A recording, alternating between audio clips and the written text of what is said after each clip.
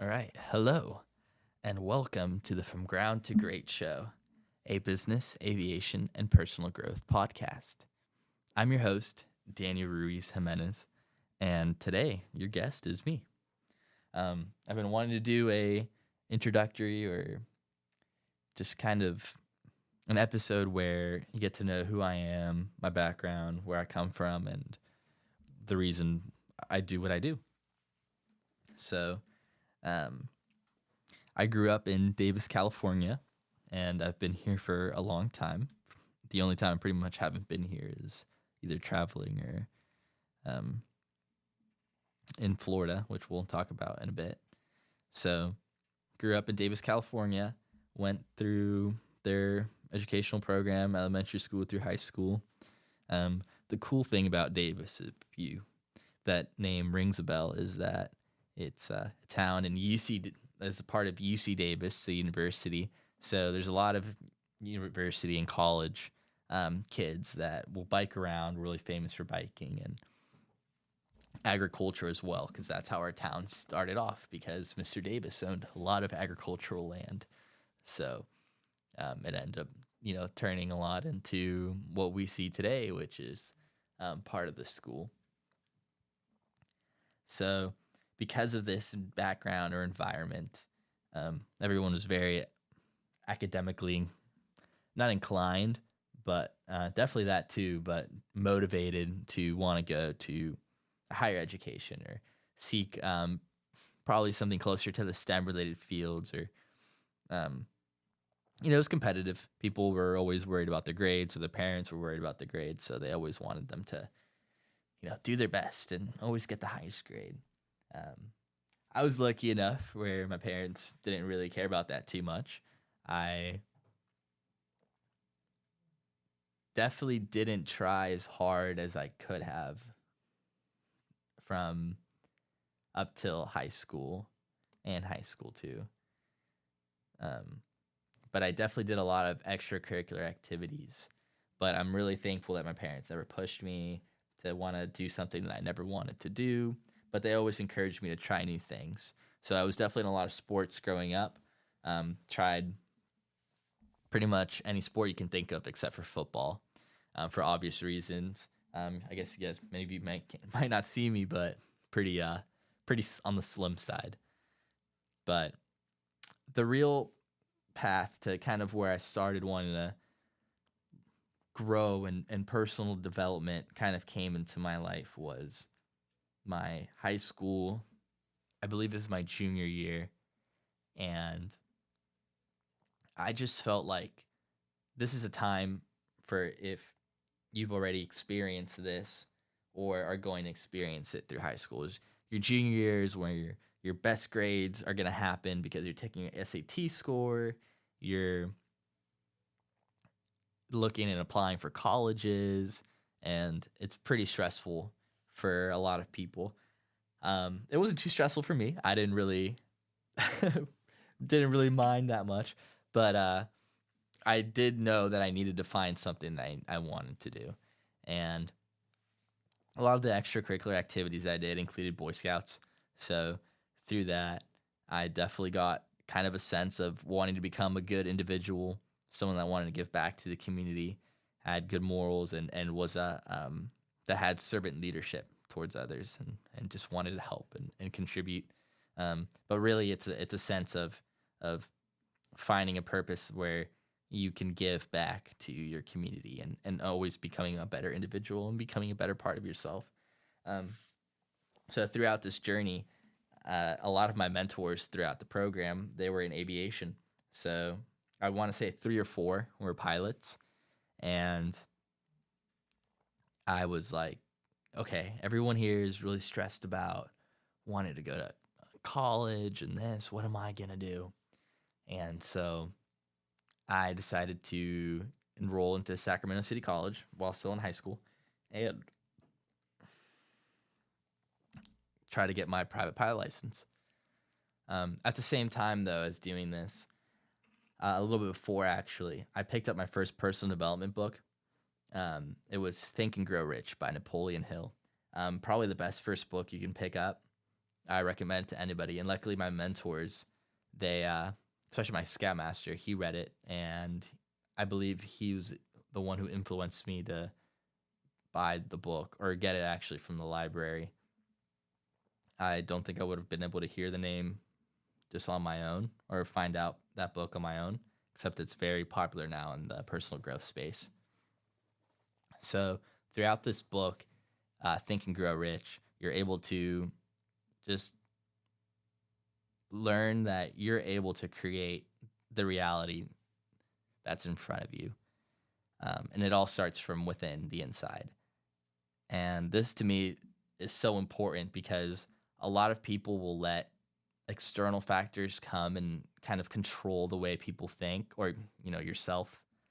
And it's really important, especially in the book. It says that we create our realities.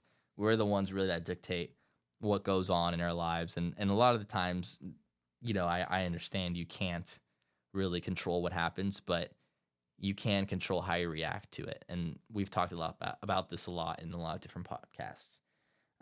Your attitude towards it, your positivity, your optimism, your outlook, all of this is influenced by you.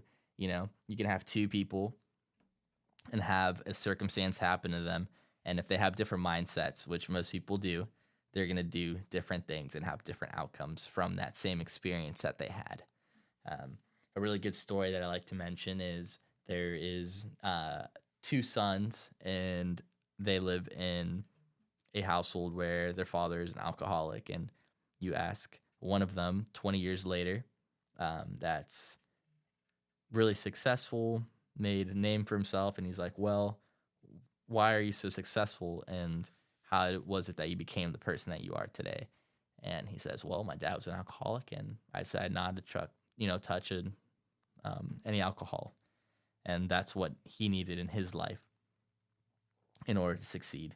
Now you ask the other son, hey, so what happened, dude? Like your other brother, he's really successful, and you're very not successful. You made all the wrong decisions, and what happened? He was like, well, my dad was an alcoholic, so I didn't really know what else was better out there for me to do except to just drink.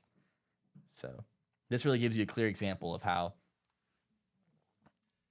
two different people with two different mindsets with the same event have different outcomes. And it's really important to realize this, especially when I think nowadays people get really trapped where a lot of stuff that happens to them, they just accept it as a reality, and they don't decide to do anything with what I like to think an opportunity has given them.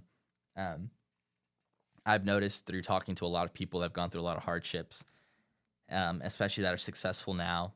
Most of them, I think, are successful now. I think it's because it comes from a need and a drive of needing to find ways to not stay in the same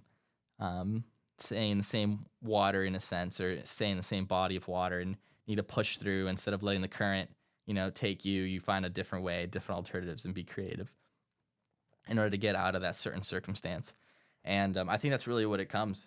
I think it's creativity, and it comes with the mind and how you choose to go through different stuff. So that's what the book, part of it, really talks about. And then it helps you form and structure a vision. So my original vision was to become a pilot. So I was originally wanting to join the airlines, and you'd have this vision that you'd write out and everything, and you would repeat it to yourself. And there was different little steps that you can follow. And really, it doesn't really matter what you wrote on the piece of paper, but it's really about practicing with your mind that whether you believe something is true or not, you can input what goes into your mind. Like what you listen to, like this podcast, the music, what you eat, the friends you surround yourself with, that all really heavily impacts how you think. And people don't realize that. And really the most immediate impact really is the people that you hang out with. It's so important to just find and sometimes have to cut really good friends out of your life. Maybe if they're jealous, maybe if they're just not on the same pace at you, which really sucks. And it happens more than people, think that one might be really motivated and the other one might not be in a certain space that you want to achieve, and, just go out of phase. And I think a lot of people experience this coming out of high school, which sucks. It really does suck. But as you go on through the book, it gives you kind of these different steps you can take to really emphasize that and create a flashlight in your mind where you can actually point a spotlight and search and look for the certain things that you want in your life and these patterns and these habits and how to do that. So it's a great beginning book. The next book that I read was How to Win Friends and Influence People by Dale Carnegie, and that was a great book too. So you have a path in mind, you have a vision because you read Think and Grow Rich by Napoleon Hill. So now it's being able to, probably the flashlight or the spotlight is a better word, in your head that you've created to be able to find that vision and make it a reality, will probably lead you to different books, which in this case, it led me to How to Win Friends and Influence People. And that book really is about networking and realizing that, when it comes to business, you need to be able to hang out and hang with other people that are on the same page as you to grow and to make stuff done. I mean, that's how the world works. Unfortunately, they don't really teach that in school. Like a lot of group projects, some people won't be doing a lot of work, or one person will be doing all the work, or it's just not encouraged, or it's competitive. Sometimes tests are individual, that's not really what real life is like once you get out of school. It really is about being able to know the right people to get the stuff done that you need to get done and put them together so everything works out, and you delegate these different things based on the talents of other needs that they have, and you create something that's bigger than yourself, essentially. You're creating one thing with many people, but just like how a body needs a brain, and it needs hands, and it needs feet, brain to make the decisions, hands to be able to create them, and the feet to get to move, to move around. The same principles happen when you create and collaborate in a group or in a business. You need these kinds of people in your life that kind of click together as puzzle pieces, and it eventually forms one thing. It becomes almost an entity of its own, which is really cool. So basically, that's a lot of stuff that I was learning at the time while I was still in junior high, while I was in high school. Some of it is influenced now, but from what I've been reading. But yeah, I've been going through my private pilot license. Then everyone was kind of grinding towards wanting to go to a higher education college. I was able to do private ground school, and then senior year rolled around, and people were graduating. I was graduating. COVID hit. Before then, I never really had a friend group. I had one friend group, but it didn't come out as well. I've noticed that for the most part, I did really well just meeting and being curious about different other people, and just wanting to be friendly with everyone and never feel like I needed to belong to one certain group or another, which I think really helps in business. So graduating, I worked at a golf course, and then I started flying simultaneously at the same time, and it was great. I loved it. I ended up getting a full ride scholarship to a aircraft maintenance school in Florida. So this was in New Smyrna Beach, Florida, and it was awesome. I loved it. I saw such a big difference from, that was the first time I really met people that thought the same way I did and were interested in the same things that I was interested in. And to have something like that is incredible. It's extraordinary. Especially being in a group surrounded people where, just academics was really kind of the bigger picture for them. And nothing really more of what I was wanting to learn, which is kind of what this podcast is about, aviation business, personal growth. I was able to find all of that in Florida and more. Um, and so that's kind of really where, and even before that, a little of that, all the building blocks of me reading all these personal development books, which is more. And if you ever meet me in person, I'll recommend you a lot of them. And I'm still continuing to read more. Um, when you find people that think the same way as you and want to grow together, it's such a great experience. And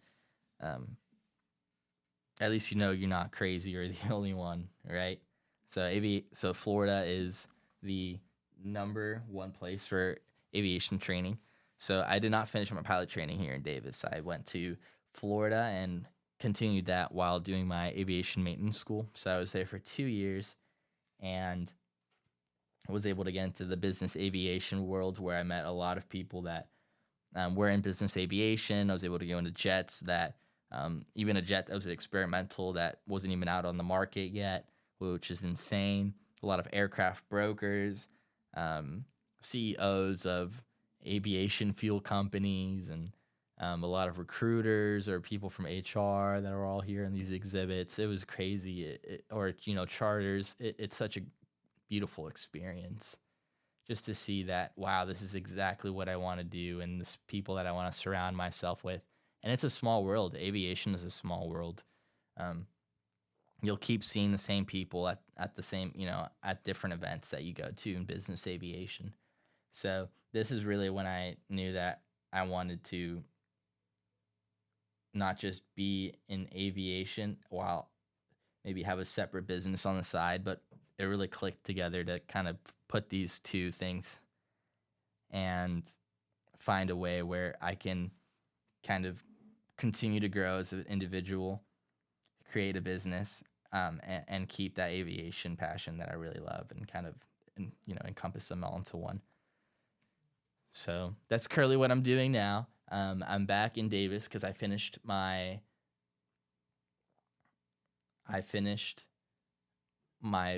pilot it's technically called certificate, and my aircraft mechanic certificate.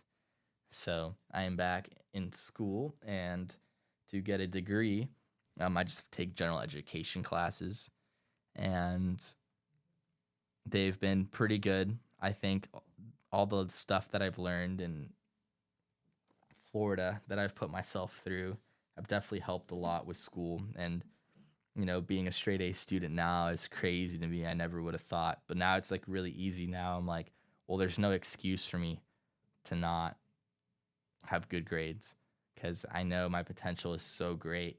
And I'll see my other peers too, and they're doing really great. But I guess it's just different where it comes that I've definitely appreciated more practical applications and skills and talents that translate more in the real world than just an academic setting, where an academic setting, I wouldn't be able to hang as well. If you get into research or higher degrees, as like a doctorate's where, you're conducting your own research and everything. However, if you go out, that's a very small percentage of the world. So I've chosen to try to get more practical. I started a vending machine business with a partner of mine, and it's been great.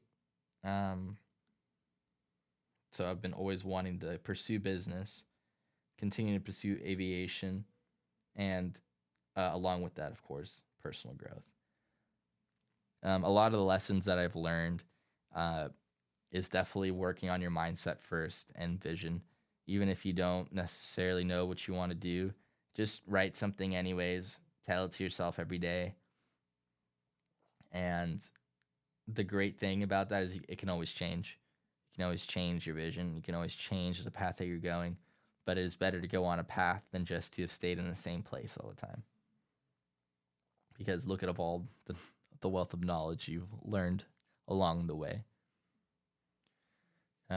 Always another thing that I've learned is be able to network well with people, and definitely talk to people that are older than you. I think a lot of people in my generation just don't take advantage of the fountain of opportunities, the wall of opportunities that there are, just talking to someone and listening to their experiences, which is kind of the reason why I started this podcast. I also want to start this podcast just to have people to, maybe if they're in a position where they don't know what they want to do, or they're wanting to grow themselves but just don't know where to start, this is kind of the place for them. And as well as people that want to continue to grow and elevate. That's another thing I'd say. I'd say never settle for just being content. Always push yourself to do harder things.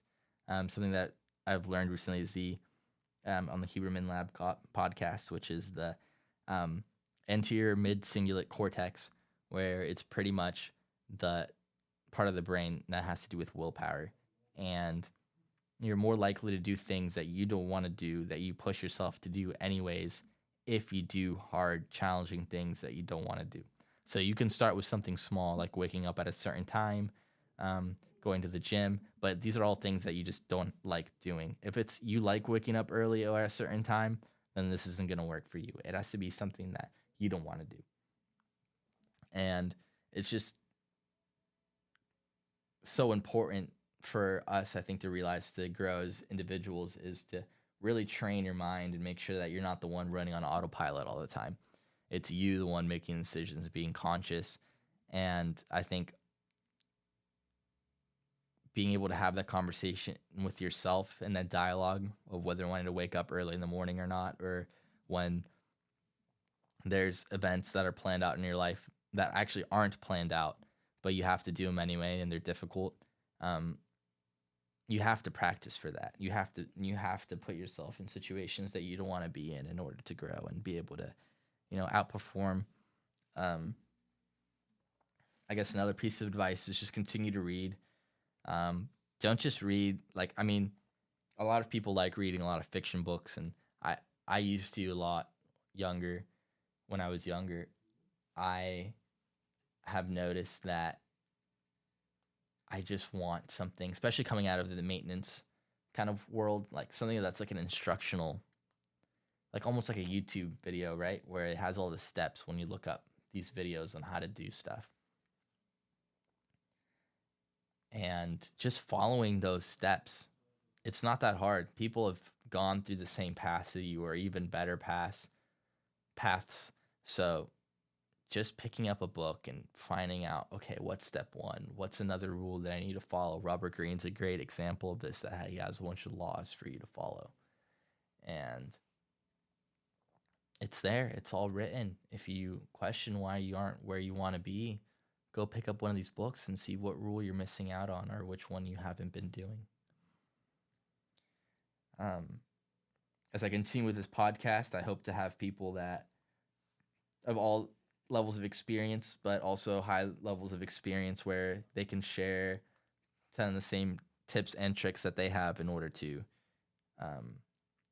for them to become successful. And it's different for everybody. But the more you read these personal development books, the more you realize that a lot of these people that are successful have the same mindset in a similar way. They might have different approaches on how they've gotten there, but they all had some struggles with them themselves that they needed to find out how to overcome in order to think the way that they think. It's not easy. We've been trained to kind of appreciate, and just, which is good, to appreciate how you are, but to be content is a different thing. You should always push yourself to become better, to be better, to just think so big that people will think you're crazy. I think that's really what's important, is to just go out there, and if someone thinks you're crazy for the dreams that you have to accomplish, you're probably doing something right. If people think that you'll never be able to do it, you're probably doing something right, because the world has created a lot of average, and I personally, and I hope the people that are listening to this, want something more than just average in their lives. That takes work. it takes a lot of hard work. You'll have to do things that you don't want to do. Of course, stay on your own moral and ethical path. But I'm saying challenging things like maybe how you might have to lose more sleep than you'd like, or you'd have to maybe push your body to do things that you thought you couldn't do. That's what it takes. Or to connect with the people you thought you'd never connect with. And right now, Daniel, who is Daniel right now, is the collection of different people that I've looked up to and seen and want to become who they are, and has observed how they are, and try to apply those same principles that they have into my life, or the Frankenstein of what is Daniel, to be able to grow and be big and be an inspiration for others as well. So I think that's a good stopping point. So thank you so much for listening to this podcast. It means a lot, and we'll continue to have content out here every 2 weeks, where hopefully you'll learn something that you can add to yourself, a practical tool that you can add into your everyday life. So this has been Daniel, the From Ground to Great show, signing out.